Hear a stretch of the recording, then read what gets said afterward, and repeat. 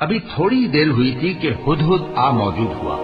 اور کہنے لگا کہ مجھے ایک ایسی چیز معلوم ہوئی ہے جس کی آپ کو خبر نہیں،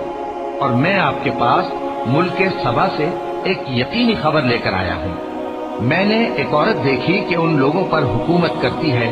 اور ہر چیز اسے میسر ہے، اور اس کا ایک شاندار تخت ہے۔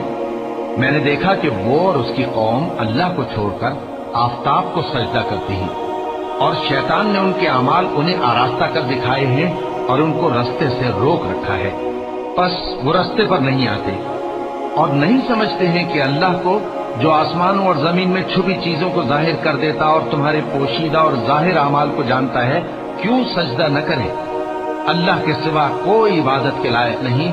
وہی عرش عظیم کا مالک ہے۔ کیونکہ آیت سجدہ تلاوت کی گئی ہے،